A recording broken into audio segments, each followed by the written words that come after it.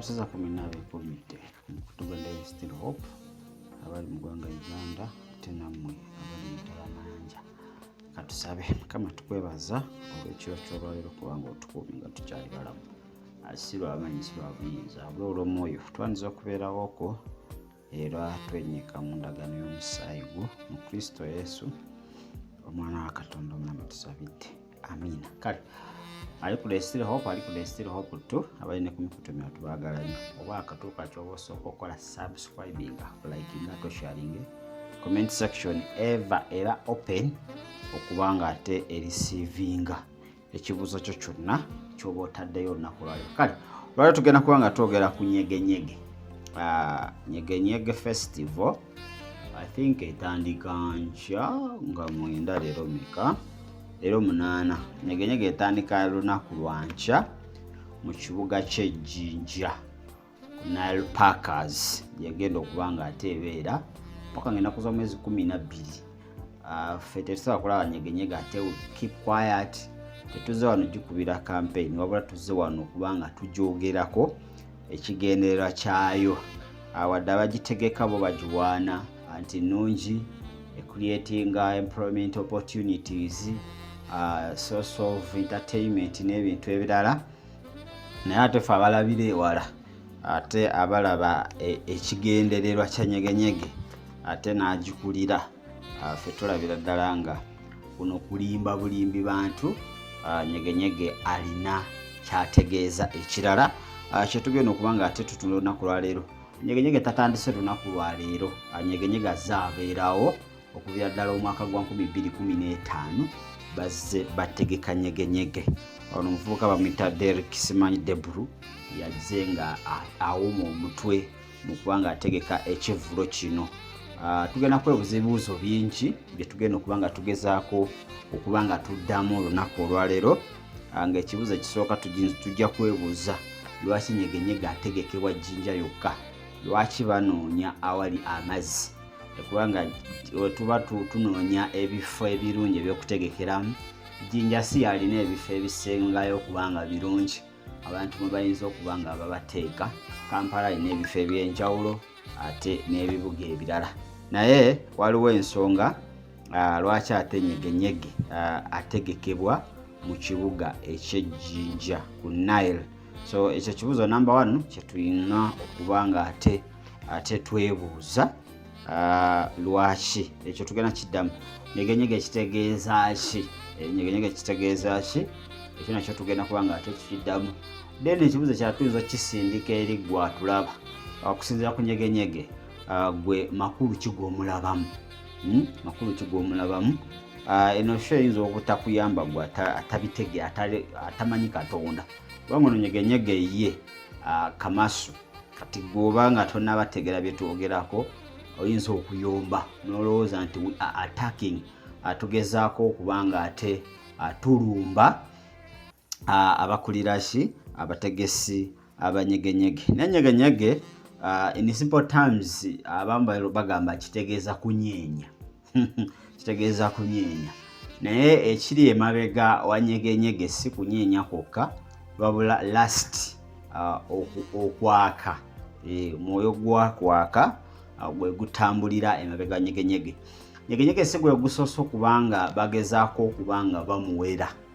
Mirundi mingi agezeddwako oba bamugezezaako okubanga bamuwera, era omuntu yagezaako okubanga ayagala okuwera ono Nyege yali mwaka gwa 2018 yali minisita oba w'empisa Faza Lukodo yagezaako okubanga stoppinga Nyege, naye ate tekyasoboka olw'amaanyi ag'enjawulo n'abamuli emabega ab'enjawulo bamuziyiza okubanga stoppinga ekivulo ekyo. 2022 omwaka oguwedde atwala aba parliament namba ng'ekulibwa Naalongo Anita Amongo ng'agezaako okubanga ayagala okuwera Nyege, naye ebyaddirira tebyali birungi, teyasobola. Mukitegedde, teyasobola kubanga ate awererwa. Era Nyege mu kugenda mu maaso 2022 twalabako abanene ab'enjawulo basobola okubanga bagenda ne bazina ne bagenda, twabalabako ne bakubwa ng'enjoga ennaku zino ne bakuba simanyi omuziki okulaga nti they are part of Nyege.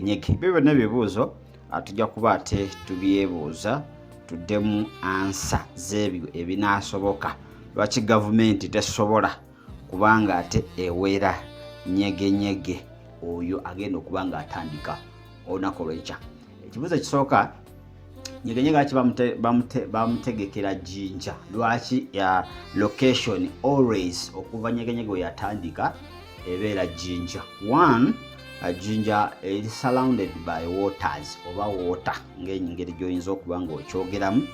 Ate Jinja eri ku source of the Nile, omugga Kiira, that's Abaganda baguyita mugga Kiira, naye ate mu Luzungu ebeera source of the Nile. Kakati wetudda mu nsi ey'ekizikiza, source of the Nile yetolerwako ebintu bingi, wetuba twogera ku descending and ascending points eza ba agents abasitaani. Jinja erina ate Jinja office nene nnyo mu Bwakabaka bw'ekizikiza. Tebalaba ekivvulu ekyo baali balina okkireeta awali ensibuko, awali offices enkulu oba awali headquarters awagenda okubanga wabanguwira okubanga bakonnekitinga ate n'Obwakabaka obw'ekizikiza. Unlike Kampala and n'ebifo ebirala kiyinza okuba nga ate kibazibuwalira, beetaaga nnyo kumpi n'amazzi. Abazze nga bangoberera ne bannyonnyola lwaki ba agenti baagala nnyo ate kumpi n'amazzi awo. So awo ku source waliwo descending oba ascending point nga tujja tubagamba nti waliwo awantu we bakkira underground. So it has a big office mu Bwakabaka bw'ekizikiza Jinja. Tubala nti balina kireeta wano. Kakati abantu balaba Nyege as a local festival oba ng'ekivulu ekya bulijjo ekitegekeddwa. No, let me tell you this. Nyege si kivulu kya bulijjo nga bale bakirowooza. Nyege, this is an altar. Ate this altar is a continent. Kubanga mu Bwakabaka bw'ekizikiza tulina altars za njawulo, arranging altars from the world altar, ekyoto eky'ensi yonna, ne tujja ku continental altars oba ekyoto ekifuga continents ez'enjawulo, ne tujja ku national altars, regional altars, osobola breakinga paka wansi. Okwanguwa okuwa clear view bibirikale anti sitaani mu Bwakabaka bwe mulimu rankings, mulimu ensengeka y'emirimu gye. Kawunala mu gavumenti tulina general, lieutenant general, major general, corporal, like that. Ekyo kiyamba okubanga emirimu gitambula mu maaso, ate kiyamba buli omu okubanga amanya waakoma. Kakati Bayibuli yagezaako okutwanguwiza, okutuwa example. Wosoma ekitabo kya Ephesians bampe ku Bayibuli, Ephesians chapter 6 ate verse 10, from 10 nokirira wansi ne bagireka 10 nokirira wansi, akugamba ekyenkomeredde mu byonna mubeere n'amaanyi Mukama waffe tetuwanagana mubina musaayi wabula n'ab'amasaza abafugira mu kitegera. Agenda n'akuwa category, waliwo ab'amasaza, principalities, powers n'ebika ebirala bingi. So yagezaako okubanga abitematema. Kakati bwe tudda mu altars, mu byoto, nze nsomesa ku byoto, Nyege egwa mu kye tuyita continental altars. Ebyoto ebifuga continents. Kakati wano mu Africa Nyege bamusimba Uganda. So akunganya abantu from different countries okuva mu nsi zonna ez'enjawulo. In fact amabega kawana alabako Bannakenya oba amawulire gatambula, Bannakenya baali bagala kugezaako kutegeka Nyege ne babagaana. Babagambe bemutegeka tetubimanyi. Nyege gwe tumanyi okwetoolola continent ya Africa abeera mu ggwanga lya Uganda. Ekyenjawulo ku Nyege wa guno omwaka batera mutegeka September. September In fact we tulaba even last year Nyege yayo September. Kakati we tujja mu guno omwaka bamupushinze up to November. Banga November, this is a new year by the way. Ku kalenda yaabwe, kalenda ekizikiza guno mwaka mupya bayingidde 2024. So bapushinze Nyege 2024 a new year. Naye before batera mukola 1 month to the new year. Kuba September gwe gubanga omwezi gwabwe gwe 11, October nakolanga December. Then bageno yingira a new year nga Nyege awedde. Then mu new year tugenda labamu event endala. Guno mwezi gulimu events zaabwe 2. Nyege wanagwa 24 November tugenda kulaba kituta Black Friday wa Black November. Yona tugenda kujja atusobola okubanga ate tujikwatako mpola mpola. Nyege ki what's hidden, kiki ekyekwese, kiki ekiri emabega wa Nyege. Lwaki Nyege ono atasobola kubanga awerebwa newokolotya. Let me tell you, the government wanesobola kuwera Nyege. I've told you, even last year nabagamba nga Anita Mungu and Speaker of Parliament atandise okubanga raisinga that issue. Uddayo nokebera shows zange emabega eyo nabagamba Nyege twasobola muwera kizibu tasobola era agenda abeerayo. Era just after some few hours, over few days, it was cleared nti Nyege asobola okubanga agenda maaso. Ekisooka Nyege alimu abanene bangi. That's number 1 kyolina okubanga otegeera. Ate abanene abo abasinga nga bali satanic. Abanene abasinga abali mu Nyege they are satanic. Bakozi ba mulabe stan. Nyege alimu abanene, let me tell you. Bangi nnyo. Kakati Nyege this is an event esolooza abasiyazi bonna okubajja mu nsi endala. They come here to ignite. That's the main purpose. They come to ignite the youth. It's very hard okugera mu Nyege nosangayo ow'emyaka 6. It is rare bavubuka bokka be basobola okubanga basangibwa mu Nyege. Bokka be baagalayo. In fact, they come to ignite. Bajja okubanga bayingiza abantu mu bikolwa ki. Nyege kino kitimba. Manyi nga onokwata ekitimba n'ogenda n'ovuba. Azijukira mu Bible Mukama waffe agamba Petero kasuka buziba. Kati kino kitimba ekisuulibwa okubanga bavuba n'okuyoola abaana oba abantu bayingiza mu bisiyaga. That's the purpose of Nyege. Kubanga Nyege abasinga okujja abava ebweru outside this continent, especially abava South Africa ne continent sendala. Those people are homosexuals. Basiyazi. That's why we tuddayo muteeka eryayisibwa erikyali mu kooti erya anti-homosexuality bill 2023 oba 2022. Eryasooka president lyagoba lyalimu akawaayiro akagamba nti newewerangirira nti oli musiyazi bakukwata gwali musango. Kakati akawaayiro kali kagenda okukwata abantu abalize mu Nyege n'amakomera galijjudde kubanga abasinga bonna basiyazi n'abatourists abasinga okujja mu Africa abasinga abamu si bonna basiyazi. Kakati akawaayiro kali kakugira okutegeka kwa Nyege. Era Nyege yali tagenda kubeerawo singa akawaayiro tekali amended.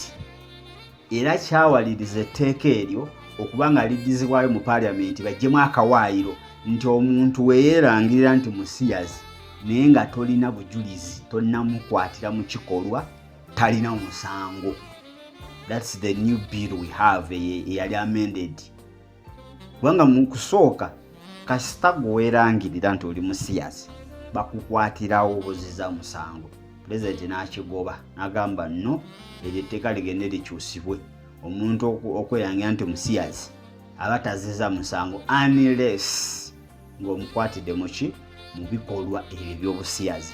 Kakati be bana abasiyazi abagenda okujja mu Nyege bonna abasinga basiyazi kati lye etteeka lyali libalemesa lyali libasibira ebweru. Era singa etteeka eryo teryagobwa mu kusooka ne lisayiningibwa nga we lyali likoleddwa lyali ligenda ziyiza Nyege okubanga ategekebwa mu ggwanga Uganda. Naye baamala ne bakwata ku ki obwayiro nga bulijjo babukola, baamala ne bakakwatako. So ne kabawa chance okujja, though bayinza okujja ne batakola bikolwa ebyo, naye they come and recruit, they come and ignite abato. Ategede, so Nyege ajja, these are homosexuals abajja okubanga they are coming to supervise, they are coming to ask for accountability. Ezo zonna ze baba bataddemu awo we basisinkanira abasiyazi abasinga continental wise oba mu Africa yonna oba mu Uganda. That's where they meet and discuss. Abatasobodde kubanga bagenda ebweru okulinya ennyonyi, awo we bafuna chance okusisinkana abo ababasindikira ki, ababasindikira ssente. We are not against events zonna ezitegekebwa mu ggwanga Uganda, naye wolaba ekiri emabega wa event eno ya Nyege. It's not economical event nti tugenda funamu ssente, oba a social event nti people are going to be entertained and go back. Ennyambala yennyini yokka wolaba ekkubo erikwata ku Nyege saawa zino, ennyambala yokka ekulaga where you are going and what's going to take place in that area. Ennyambala yokka ekulaga eri n'ojja ng'oyambadde bulungi, banyambadde bisikaati biwanvu, otunula abantu bonna abeetoolodde awo, gwe mwennyini n'okwatibwa ensonyi n'ogenda n'ojja mu bisikaati byo n'oyambala engoye ennyimpi. Kitegeeza nti environment gy'ogendamu teri yokka. Environment, it has different powers okubaako kyekola. In fact, last time when these guys came, Jinja, bantu bangi, especially pastors, baafa. Obobera Jinja, you can witness that. Basumba bangi bakola ki? Basumba bangi baafa. Accidents, abasinga nga bafa accidents. So this is an altar which is place which is being set oba ekyateekebwa mu ggwanga Uganda okubanga kikola emikolo oba ebintu ebyenjawulo, naye nga especially kiri ku bisiyaga. Okitegedde, bisiyaga especially ekyo ekyaki ekya Nyege. So Nyege wati waali era abadde basuubira, nze ntera ogamba abantu teri wano agenda kuwera Nyege. Ekisobola kuwera Nyege Katonda yekka. Katonda yekka yagenda otuyamba okubanga we stand, kubanga immorality imperative taking a place. Those 4 days ezennaku ennya ze basetinze up okubanga bakoleramu ebyabwe, let me tell you, a lot of blood is going to be shed. Musaayi mungi, kubanga sitaani ye purposely ebintu bye biyimiriddewo kuki, biyimiriddewo ku musaayi. Tebagenda kukwata abantu nti babatte, tebagenda kukwata abantu nti babatugumbule, no. Wabula people who are going to be impregnated, abantu bagenda okufuna ze tuyita carelessly impregnancies oba unwanted embuto ze bateetegekedde nga they are not willing to bear those kids oba okubazaala nga tebali willing, kubanga n'omuntu eyalumuwadde yamusisinkanye mu Nyege tamumanyi gy'ava. Ekitegeeza bonna babadde batamidde, banywedde ebintu buli omu tategeera, kaagati bye baakoze tebabijjukira. Ekirala endwadde sexually transmitted diseases zigenda kubanga zitaking place, kubanga omuntu kamala n'atamiira. Don't tell me nti ajja kuba n'amagezi agagamba I'm going to use a condom. Even a condom is not safe. Kakati tosobola kuŋŋamba nti all that event etegekeddwa okubanga eyimusa social and economical factors z'abantu abali mu kibuga Jinja. No, ate n'abafunamu be banene abakiri emabega bokka bafuna kubanga when these tourists come oba betuyita ba tourists ate nga these are homosexuals we bajja tebagana sula mu kahoteli tebagana kulya mu kahoteli kokolina they will not bishakira bayina hoteli already ziri booked ngate zo hoteli z'abanene zebagenda okubanga bakaki bagenda okubanga basulamu kakati g'omuntu wa wansi bakufederera eno ogenda funa omulimu chapati z'ogenda otunda just these 4 days bishakira neki kye bagenda okubanga bakuyingizaamu to affect the rest of your life tongamba mbu ogenda benefiting kubanga ogenda tunda chapati ofuneyo emitwalo gy'etaano olabayo awo omuwala z'okucakala mu nyege zonna aziri ogenda okunyege agenda okuggwa nga you have not even collected any money nga zonna zigwereddeawo nga wozikoze zigwereddeawo ate nga also ovuddeyo n'ebirwadde okitegeera so n'ekintu ekirala waliwo kye tuyita sexually transmitted demons leave alone sexually transmitted diseases kati tulina ne sexually transmitted demons ezo nazo these guys they are not just coming okubanga baspending a sente okusaasanya kyokka no papasi yaabwe balina n'ebibazo okubanga basiga mu bantu let me tell you omuntu agenze mu nyege tagenda kusigala kyo kimu life ye egenda kukyuka spiritually you are going to be changed togenda sigala kintu kye kimu ogenda kubanga okyusibwa ofuuke ekintu ekirala buli muze gw'obadde tolina oyagala toyagala ogenda kubanga ogutandika okubanga you are going to adopt kubanga waliwo ekiro ekigenda okwegattako kiri ekifo kye babayitamu si kifo kya bulijjo it's not a usual place nti kino ekifo nga olaba ebifo ebirala wetutekedde events ekyo ekifo basooka kisaddaakira ekyo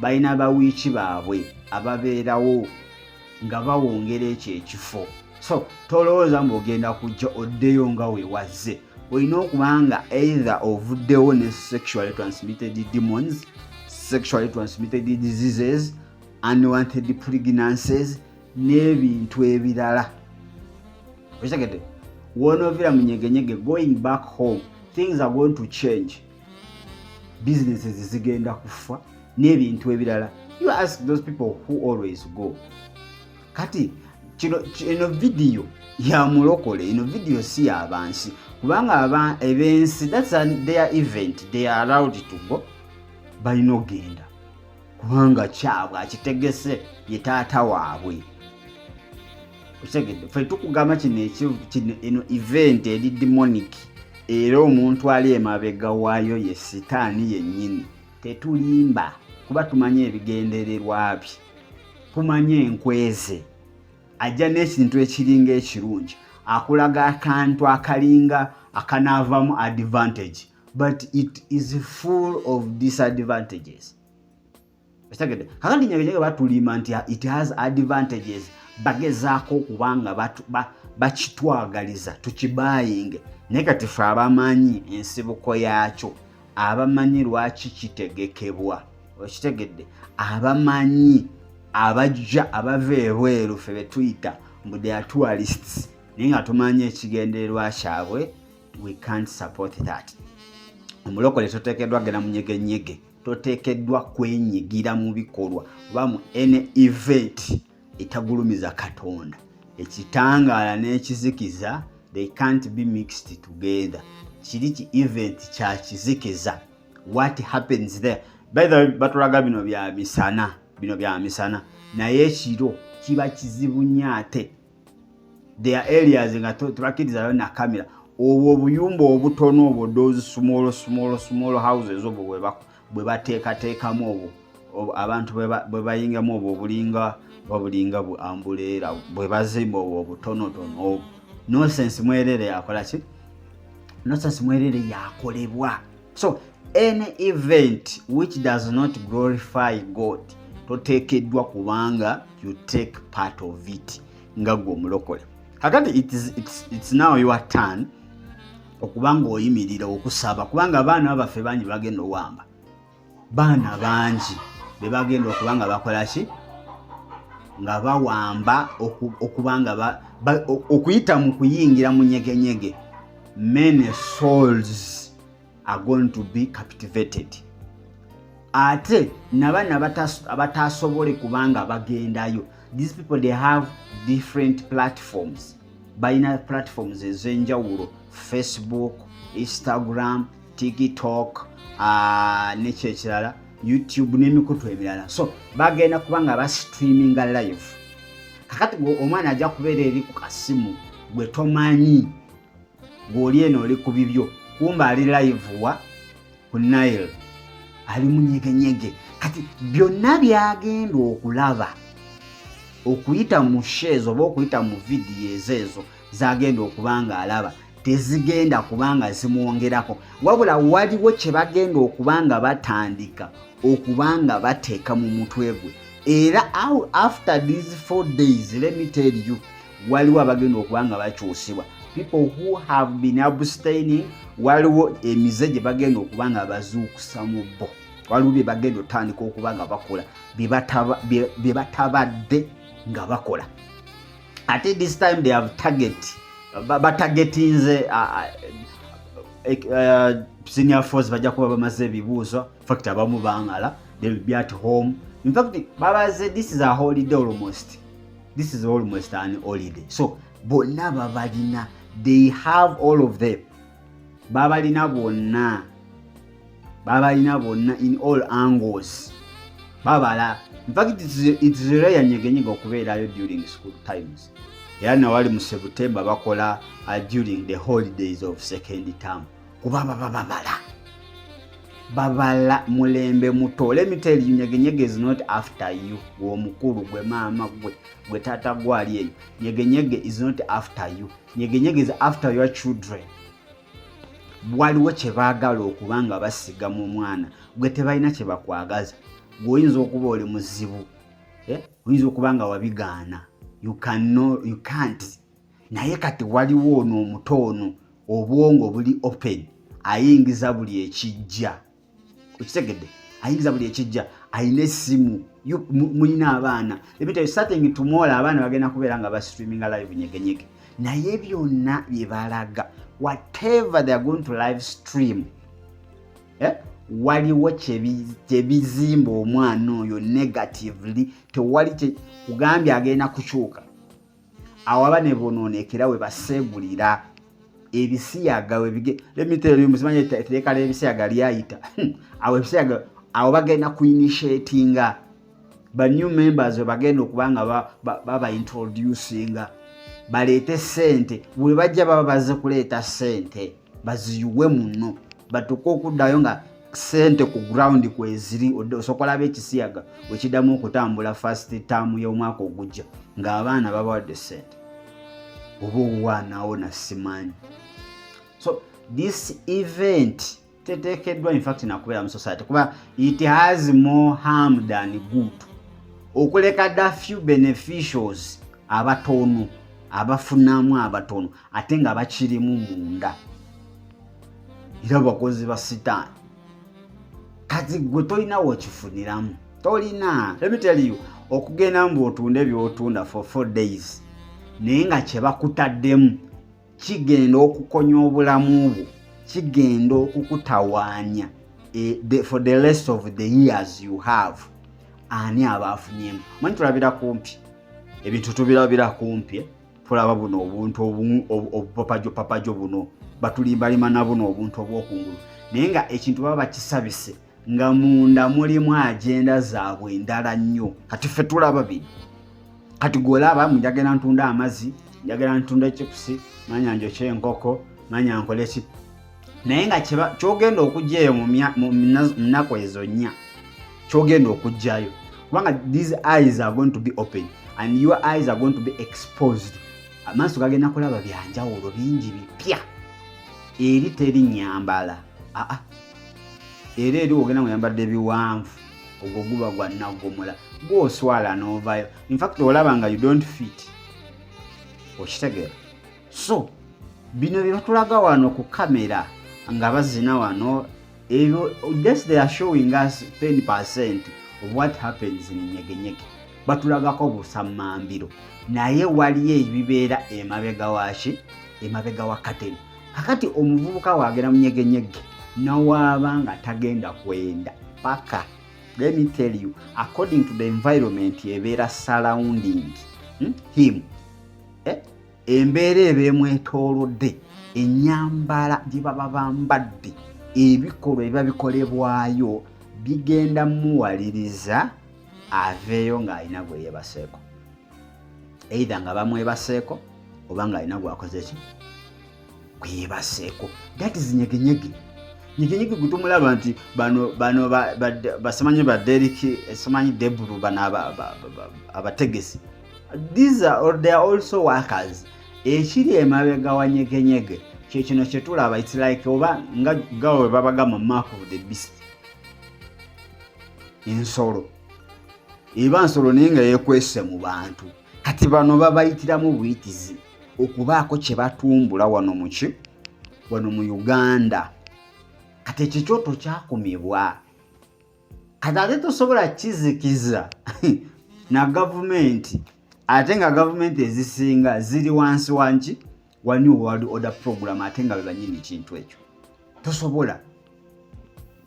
Kino kyoto kiri spiritual kibateekawo, era abantu babawamba spiritual. Meme z'abantu that very day many souls are harvested, many souls are captivated. Yoyo mingi giwambibwa ennaku ezo nnya. Omuzungu akita thousands and thousands of souls, enkumi n'enkumi z'emyoyo ziwambibwa mwezi ennaku ennya. Bagatandika nga 9th up to 12th, I think those are 4 days. Ziwambibwa ne zitwalibwa. People are captivated. Bantu bangi ebibasumbuwa ebimu balowooza ddogo, naye ebyo gye muzungazunga mu events ebyo bye bategeka bye mutamanyi lwaki babitegese. Ebitali buli muntu ategeka ekintu ng'alina purpose oba alina reason, alina ensonga emabega w'okutegeka ekintu ekyo. Don't just kutagala everywhere we bategese ekifu because you have money, sente zikusumbuwa. Money zikusumbuwa, so money is controlling you, zikutwala ne wotatekedwa kubanga okola ki ng'ogenda. Muna abalokole bwe twalokoka twasirwa yakasinza ogenda mu nyegenyege mba ngenze kolayo ki. Waliwo we nalaba oba it was last year, oli ali musumba n'akwata emizindalo n'atwala wali kumpi n'enyegenyege mbw'abuulira nji. Ngamba look at this one. Gwe malayo nakubbi ojalanga naawe oyingira. Ojja kuwambibwa. Pastor ojja kudda ewaka oba ojja kudda ku church. Nawe otandika okupractice nga bye badde bakola. Endiga z'ogenda okuddako. Eri tewazannyibwa. So churches have to rise and pray. Bazina okusaba against. But people have ignored nyegenyege. Ekanisa zo zigignorize nyegenyege tezifuddeko. Bamanyi nti just that's a normal event. Bakivuddeko. But ogenda kulaba repercussions. Ogenda laba ebinaddirira nga nyegenyege awedde. Ogenda laba emyoyo we gyambala abantu. Ogenda laba abantu we bafuuka ensolo. People who were human beings are omwezi man where they kill a lot of people, sacrifice a lot of people. Omwezi omuntu abatategeera nga tasukka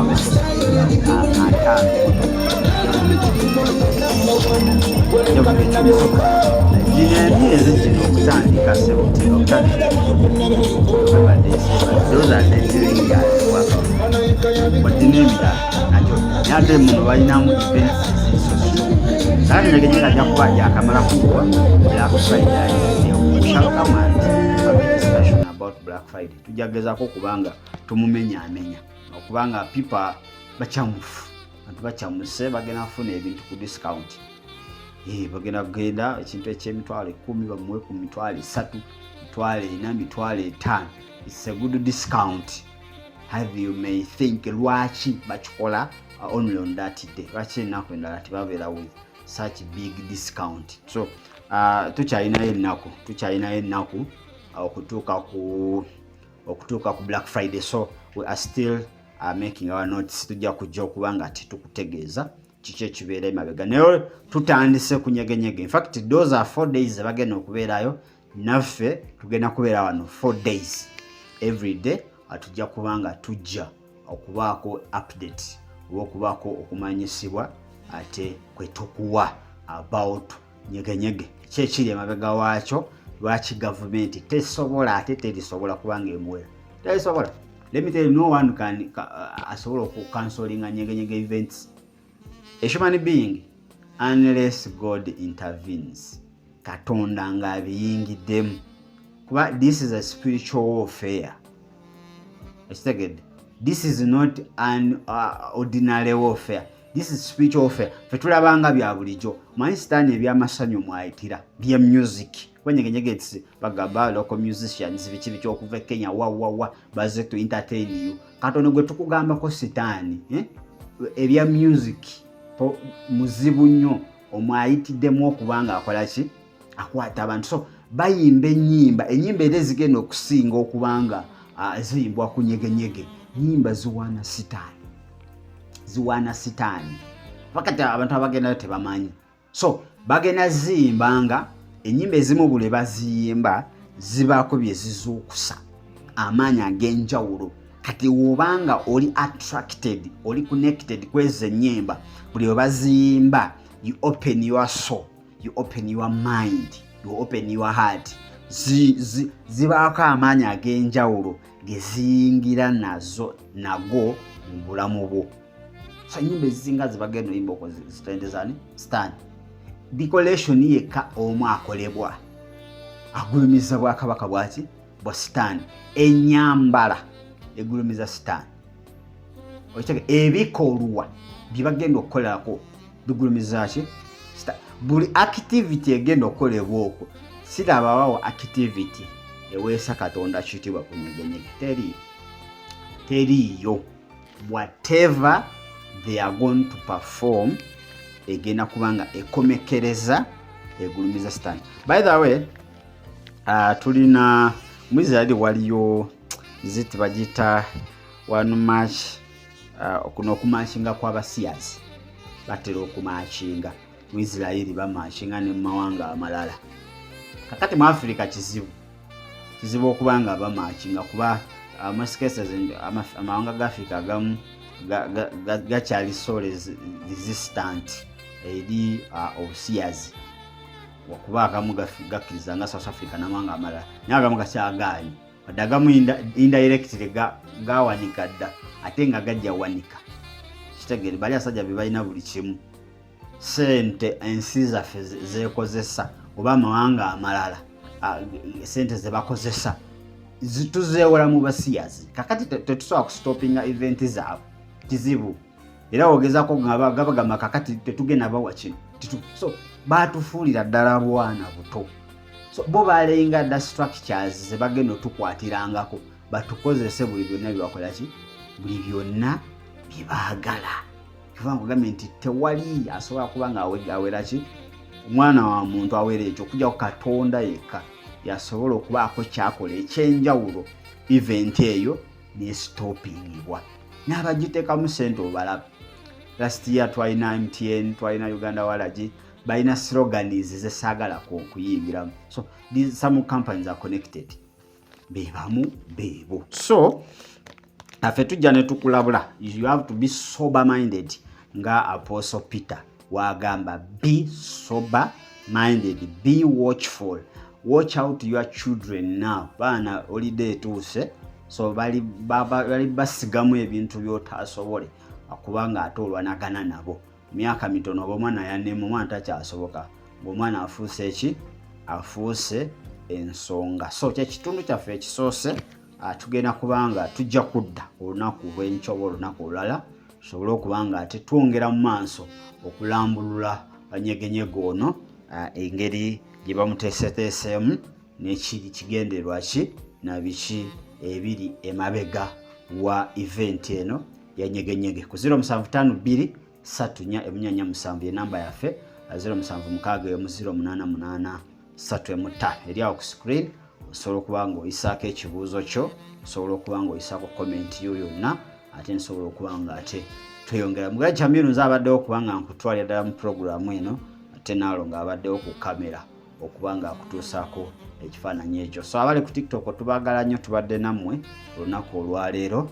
Ndowooza tusinkane olunaku olulala mu kitundu kyaffe ekyokubiri nga twongera okulambulula Nyege lwaki akutta akati, afuuse ensonga, ayoola abantu okuva mu nsi n'ensi n'abanene ate ne bakomekereza nga nabo bagenzeeyo.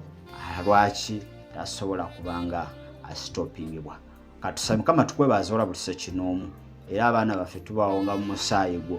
Mulabe ng'atesiteese bingi sitaani ebivvulu byonna by'abayimbi ebisinga byakoze bagenda kukolerayo saddaaka, bagenda kuwambirayo mmeme z'abantu okuba nga bazikozesa byonna bye baagala. Naye ffe twenyika mu ndagaano y'omusaayi gwo n'abaana baffe bonna nti teri nkola za mubi sitaani zonna zatesitese zinalaba mukisa mu Kristo Yesu omwana wa Katonda omulamu tusabidde. Amiina era amiina. So twagaliza kiro ekirungi mubeere bulungi ate era mweraba.